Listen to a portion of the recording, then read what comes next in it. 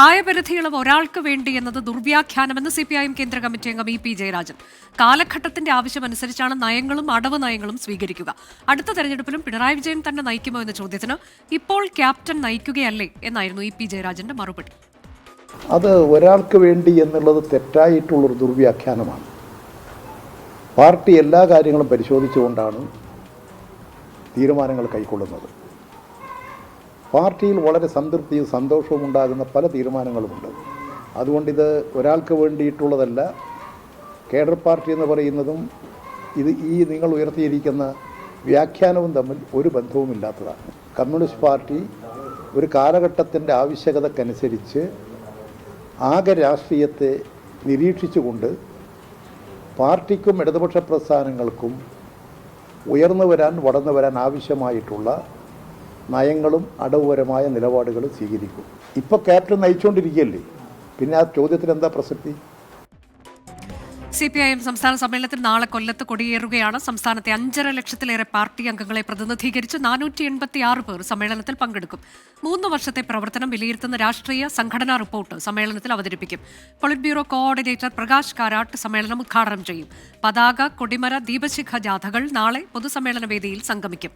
സംസ്ഥാന സമ്മേളനത്തിന്റെ സന്ദേശം അറിയിച്ച് കൊല്ലം ബോട്ട് ജെട്ടിയിലേക്ക് ഇന്ന് ജലഘോഷയാത്ര നടത്തി. റാഗിംഗ് കേസുകൾ പരിഗണിക്കാൻ ഹൈക്കോടതി പ്രത്യേക ബെഞ്ച് രൂപീകരിച്ചു. കേരള ലീഗൽ സർവീസസ് അതോറിറ്റിയുടെ പൊതുതാത്പര്യ ഹർജിയിലാണ് നടപടി. റാഗിംഗ് കേസുകളിൽ സർക്കാർ കർശന നടപടി സ്വീകരിക്കുന്നില്ലെന്ന് കെൽസ ആരോപിച്ചു. അടിയന്തരമായി നടപ്പാക്കേണ്ട നിർദ്ദേശങ്ങൾ മുന്നോട്ട് വെച്ചാണ് Kerala legal services authority ragging വിഷയത്തിൽ പൊതുതാൽപര്യ ഹർജിയുമായി ഹൈക്കോടതിയെ സമീപിച്ചത്. ബോധവൽക്കരണ പരിപാടികൾ നടത്തുന്നുണ്ടെങ്കിലും അതൊന്നും ഫലപ്രദമല്ല എന്നതിന്റെ തെളിവാണ് സമീപകാല സംഭവങ്ങളെന്ന് കെൽസ ചൂണ്ടിക്കാട്ടി. അതിനാൽ റാഗിംഗ് തടയാൻ സംസ്ഥാന ജില്ലാതല നിരീക്ഷണ സമിതികൾ രൂപീകരിക്കണമെന്നാണ് ഹർജിയിലെ പ്രധാന ആവശ്യം. സ്കൂളുകളിൽ റാഗിംഗ് വിരുദ്ധ സ്ക്വാഡുകൾ രൂപീകരിക്കണം. വിദ്യാഭ്യാസ സ്ഥാപനങ്ങൾ, സർക്കാർ വകുപ്പുകൾ എന്നിവ സംസ്ഥാനതല നിരീക്ഷക സമിതി മുമ്പാകെ പുരോഗതി റിപ്പോർട്ട് സമർപ്പിക്കണം. ഹൈക്കോടതി ഇക്കാര്യം നിർബന്ധമാക്കി നിർദ്ദേശം നൽകണമെന്നും ഹർജിയിലുണ്ട്. റാഗിംഗ് കേസുകളിൽ സർക്കാർ കർശന നടപടി സ്വീകരിക്കുന്നില്ലെന്നും കെൽസ ആരോപിച്ചു.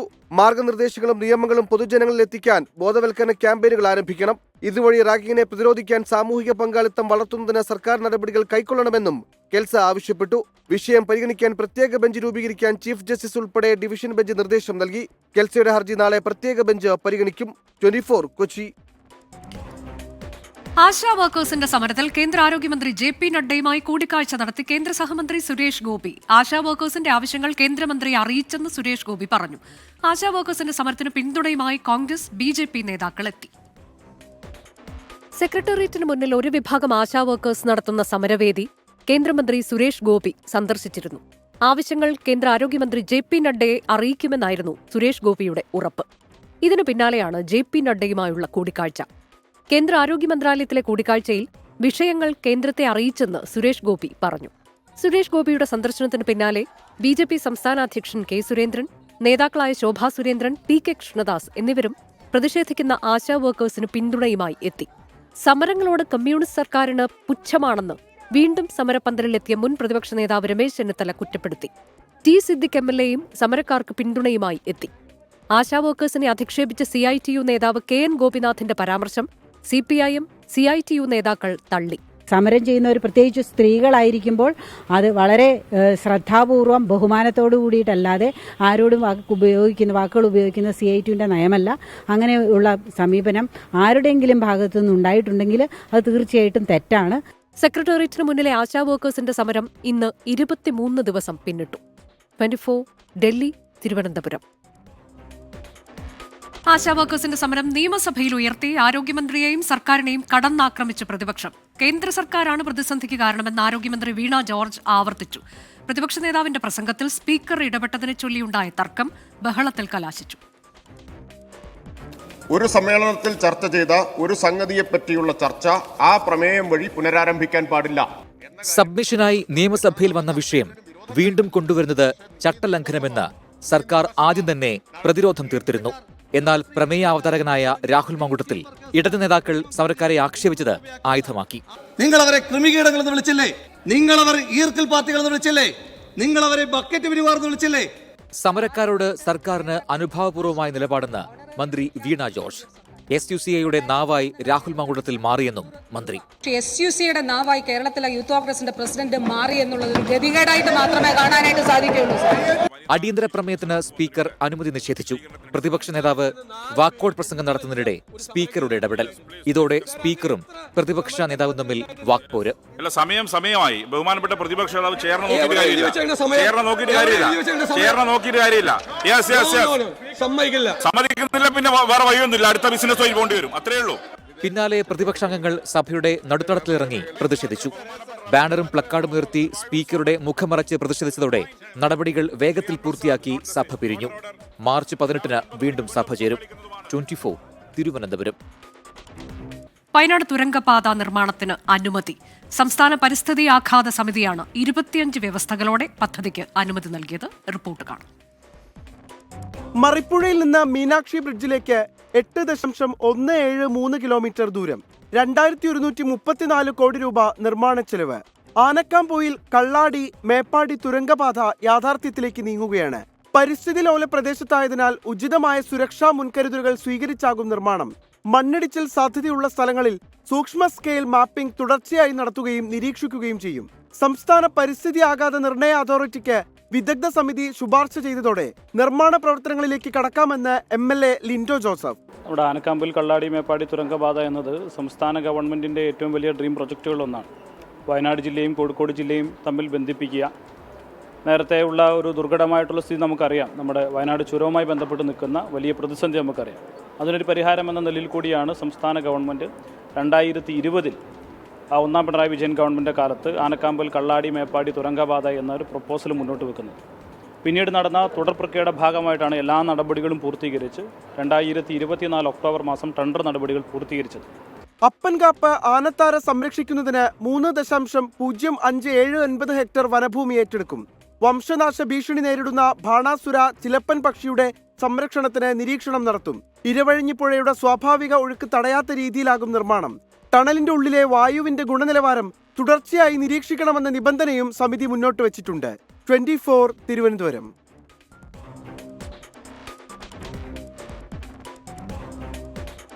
KSRTC ജീവനക്കാർക്ക് ഇനി മുതൽ 1-ാം തീയതി ശമ്പളം ലഭിക്കും. ഫെബ്രുവരിയിലെ ശമ്പളം ഇന്ന് തന്നെ ലഭിക്കും. കുടിശ്ശിക തീർത്ത് SBIയുടെ ഓവർ ഡ്രാഫ്റ്റ് എടുത്താണ് ശമ്പളം കൃത്യമായി നൽകാനുള്ള പദ്ധതി നടപ്പാക്കുന്നത്. KSRTC ജീവനക്കാർക്ക് ഇന്നു മുതൽ ശമ്പളം 1-ാം തീയതി കൊടുക്കാൻ തുടങ്ങിയാണ്. KSRTC ജീവനക്കാരുടെ ദീർഘകാല സ്വപ്നം യാഥാർത്ഥ്യമാകുന്നു. ഇനി മുതൽ എല്ലാ മാസവും 1-ാം തീയതി അക്കൗണ്ടുകളിൽ ശമ്പളം വരും. 80 കോടി രൂപയാണ് ശമ്പളം പൂർണ്ണമായി നൽകാൻ ആവശ്യം. 100 കോടി രൂപ SBI 1-ാം തീയതി ശമ്പളം നൽകാവുന്ന രീതിയിൽ ഓവർ ഡ്രാഫ്റ്റ് നൽകും. 50 കോടി രൂപ എല്ലാ മാസവും സർക്കാർ ശമ്പളത്തിനായി അനുവദിക്കും. ഈ തുക ഉപയോഗിച്ച് 2 ഗഡുക്കളായി ഓവർ ഡ്രാഫ്റ്റായി എടുത്ത വായ്പ തിരികെ അടയ്ക്കും. ബാക്കി തുക KSRTC വരുമാനത്തിൽ നിന്ന് അതാത് മാസം തന്നെ അടച്ചു തീർക്കും. 10.8% ഓവർ ഡ്രാഫ്റ്റിന് പലിശ. കൂടുതൽ പലിശ നൽകാത്ത രീതിയിൽ വേഗത്തിൽ എല്ലാ മാസവും 100 കോടി രൂപ തീർക്കും. ജീവനക്കാരുടെ വിരമിക്കൽ ആനുകൂല്യങ്ങൾ കുടിശ്ശിക ഉണ്ടായിരുന്നതും നൽകി തുടങ്ങി. ഇനി മുതൽ ദിവസ വരുമാനത്തിൽ 5% വിരമിക്കൽ ആനുകൂല്യത്തിനായി മാറ്റിവെക്കും. കടം വാങ്ങിയാണ് ശമ്പളം നൽകുന്നതെന്ന് എല്ലാ ജീവനക്കാരും ഓർക്കണമെന്നും നാളെ ശമ്പള പരിഷ്കരണ ആവശ്യവുമായി വരരുതെന്നും ഗതാഗത മന്ത്രി ഓർമ്മിപ്പിച്ചു. 24 തിരുവനന്തപുരം. നമ്മൾ സ്പോർട്സ് വാർത്തയിലേക്കാണ്. ICC ചാമ്പ്യൻസ് ട്രോഫി സെമിയിൽ ഇന്ത്യക്ക് 265 റൺസ് വിജയലക്ഷ്യം. ഓസ്ട്രേലിയ 264 ഓൾ ഔട്ടായി. ഇന്ത്യക്കായി മുഹമ്മദ് ഷമി 3 വിക്കറ്റ് വീഴ്ത്തി. സ്പോർട്സ് ഡെസ്കിൽ നിന്ന് അനിൽ വാസുദേവ് വിശദാംശങ്ങളുമായി. അനിൽ, അങ്ങനെ പോരാടുന്ന കാഴ്ച നമ്മൾ കണ്ടിരുന്നു ഓസ്ട്രേലിയ. ഇപ്പോൾ എങ്ങനെയാണ് നമുക്ക് ഈ കളിയെ വിലയിരുത്താൻ കഴിയുക? പ്രത്യേകിച്ച് ട്രാവിസ് ഹെഡൊക്കെ എപ്പോഴും ഇന്ത്യക്കൊരു പ്രശ്നക്കാരനാണ്. അദ്ദേഹത്തെയൊക്കെ പുറത്താക്കി മുഹമ്മദ് ഷമിയുടെയും വരുൺ ചക്രവർത്തിയുടെയും രവീന്ദ്ര ജഡേജയുടെയും ഒക്കെ മികച്ച പ്രകടനം. തീർച്ചയായും അനുജ, ഓസ്ട്രേലിയക്ക് അവർ വിചാരിക്കുന്ന തരത്തിലുള്ള ഒരു ടോട്ടൽ കിട്ടിയിട്ടില്ല എന്ന് വേണം മനസ്സിലാക്കാൻ. കാരണം ഓസ്ട്രേലിയ ലക്ഷ്യമിട്ടത് ഒരു 280-290 സ്കോർ തന്നെയായിരിക്കും. ഇന്ത്യയെ സംബന്ധിച്ചിടത്തോളം അത്ര സ്കോറിലേക്ക് കരുത്തരായ ഓസ്ട്രേലിയ എത്തിച്ചില്ല എന്നുള്ളത് ആദ്യഘട്ടത്തിൽ ഒരു വിജയമായി വേണമെങ്കിൽ കരുതാം. ഓസ്ട്രേലിയ 264 റൺസിന് ഓൾ ഔട്ട് ആയിരുന്നു. അവരുടെ ഓപ്പണർമാർക്കൊക്കെ തന്നെ കാര്യമായ സംഭാവന നൽകാൻ കഴിഞ്ഞില്ല. അനുജ് സൂചിപ്പിച്ച പോലെ തന്നെ ട്രാവിസ് ഹെഡ് എല്ലാ കാലത്തും ഇന്ത്യക്ക് തലവേദന. ഇല്ലെങ്കിൽ കഴിഞ്ഞ ഏകദിന ലോകകപ്പിലും ലോക ടെസ്റ്റ് ചാമ്പ്യൻഷിപ്പ് ഫൈനലിലൊക്കെ തന്നെ ഇന്ത്യയുടെ കിരീട സാധ്യതകൾ തച്ചുടിച്ച ട്രാവിസ് ഹെഡിനെ ഇന്ന് നിലയുറപ്പിക്കാൻ വിട്ടില്ല എന്നുള്ളതാണ് ഏറ്റവും പ്രധാനപ്പെട്ട കാര്യം. പെട്ടെന്ന് തന്നെ അദ്ദേഹത്തിന് വിക്കറ്റ് വീഴ്ത്താൻ വരുൺ ചക്രവർത്തിക്കായി. പക്ഷേ സ്റ്റീവ് സ്മിത്തും ഒപ്പം തന്നെ അലക്സ് കാരിയും ചേർന്ന ഇരുവരുടെയും അർദ്ധ സെഞ്ചുറികളാണ് ഓസ്ട്രേലിയക്ക് ഒരു പൊരുതാവുന്ന സ്കോറിലെങ്കിലും എത്തിച്ചത്. മുഹമ്മദ് ഷമി 3 വിക്കറ്റ് എടുത്തപ്പോൾ വരുൺ ചക്രവർത്തിയും രവീന്ദ്ര ജഡേജയും 2 വിക്കറ്റ് വീതവും, ഒപ്പം തന്നെ ഹാർദിക് പാണ്ഡ്യയും അക്സർ പട്ടേലും ഓരോ വിക്കറ്റും വീഴ്ത്തി. ഒപ്പം തന്നെ അലക്സ് കാരിയുടെ ആ ഒരു ബ്രില്യൻ റണ്ണൌട്ട് ശ്രേയസ് അയ്യരുടെ കൈകളിൽ നിന്നുണ്ടായിരുന്നതും ഈ മത്സരത്തിൽ നിർണായകമായി. ഒരുപക്ഷെ അലക്സ് കാരി അവസാന ഓവറുകളിൽ നിലയുറപ്പിച്ചിരുന്നുവെങ്കിൽ ഓസ്ട്രേലിയക്ക് ഈ പറഞ്ഞതുപോലെ 280 മുകളിൽ ഒരു സ്കോറിലേക്ക് പോവുകയും ഇന്ത്യക്ക് വലിയ പ്രയാസമാവുകയും ചെയ്തു. ഇപ്പോൾ രവീന്ദ്ര ജഡേജ പറഞ്ഞതുപോലെ തന്നെ വിക്കറ്റ് സ്പിന്നർമാർക്ക് അത്ര കണ്ട് വലിയ ഗുണം നൽകുന്നില്ല. ഇന്ത്യക്ക് ആദ്യ ഒരു 10 ഓവറുകൾ അല്ലെങ്കിൽ ആദ്യ 15 ഓവറുകൾ നിർണായകമാണ്. കരുതലോടെ കളിക്കണം. അങ്ങനെയെങ്കിൽ വിജയം അകലെയല്ല എന്ന് തന്നെയാണ് നമ്മളും പ്രതീക്ഷിക്കുന്നത്. രാഷ്ട്രീയത്തിൽ ഇറങ്ങാൻ ഒരുങ്ങി കാസ ദേശീയ പാർട്ടി രൂപീകരിക്കാനുള്ള പഠനങ്ങൾ നടത്തിയതായി ഭാരവാഹികൾ അറിയിച്ചു. തദ്ദേശ തെരഞ്ഞെടുപ്പിൽ സ്വാധീനമുള്ള സ്ഥലങ്ങളിൽ സ്ഥാനാർത്ഥികളെ നിർത്താനും മറ്റിടങ്ങളിൽ BJPക്ക് പിന്തുണ നൽകാനുമാണ് Christian association and alliance for social ആക്ഷന്റെ ആലോചന. തദ്ദേശ സ്വയംഭരണ തെരഞ്ഞെടുപ്പ് അടുത്തെത്തി നിൽക്കവെയാണ് കാസ രാഷ്ട്രീയത്തിൽ ഇറങ്ങാനുള്ള നീക്കം വേഗത്തിലാക്കിയത്. ദേശീയതയിലൂന്നി തീവ്ര വലത് രാഷ്ട്രീയ പാർട്ടി ഉണ്ടാക്കാനാണ് തീരുമാനം. ഇതിനു മുന്നോടിയായി വിശദമായ പഠനങ്ങളും നടന്നുവരികയാണ്. തദ്ദേശ തെരഞ്ഞെടുപ്പിൽ സ്വാധീനമുള്ള ഇടങ്ങളിൽ സ്വതന്ത്ര സ്ഥാനാർത്ഥികളെ നിർത്തും, മറ്റിടങ്ങളിൽ BJP സ്ഥാനാർത്ഥികളെ പിന്തുണയ്ക്കും. ക്രൈസ്തവരായ യുവതീ യുവാക്കളെ സ്ഥാനാർത്ഥികളാക്കി മത്സരിപ്പിക്കാനാണ് നീക്കം. നിയമസഭാ തെരഞ്ഞെടുപ്പിന് മുൻപ് പാർട്ടി രൂപീകരിച്ചേക്കുമെന്നാണ് വിവരം. ക്രൈസ്തവ പാർട്ടി എന്നറിയപ്പെടുന്ന കേരള കോൺഗ്രസുകൾ കാര്യമായൊന്നും ചെയ്യുന്നില്ലെന്ന വിലയിരുത്തലാണ് രാഷ്ട്രീയത്തിലേക്ക് ഇറങ്ങാൻ കാസയെ പ്രേരിപ്പിച്ചത്. പാർട്ടി രൂപീകരണത്തിന് മുന്നോടിയായി 120 മണ്ഡലങ്ങളിലും കമ്മിറ്റികൾ രൂപീകരിച്ചിട്ടുണ്ട്. 24 കോട്ടയം. ഇന്നത്തെ സ്വർണ്ണവില. ഇന്നത്തെ സ്വർണ്ണനിരക്ക് സമർപ്പിക്കുന്നത് സ്പർശ ഗോൾഡ് ആൻഡ് ഡയമണ്ട്സ്. ഡിജിറ്റലാകൂ ഇനി സ്പർശയോടൊപ്പം.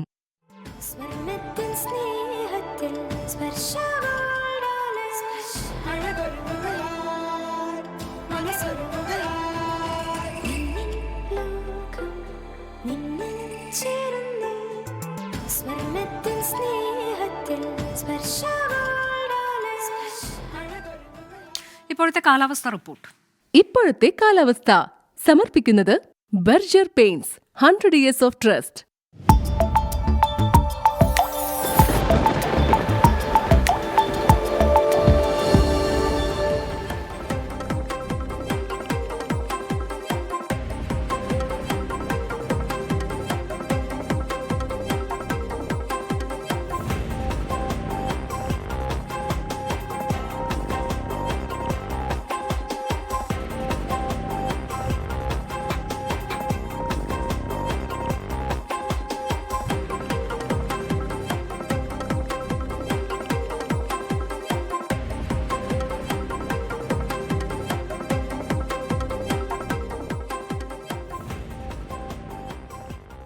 വാർത്താസന്ധ്യ അവസാനിക്കുകയാണ്.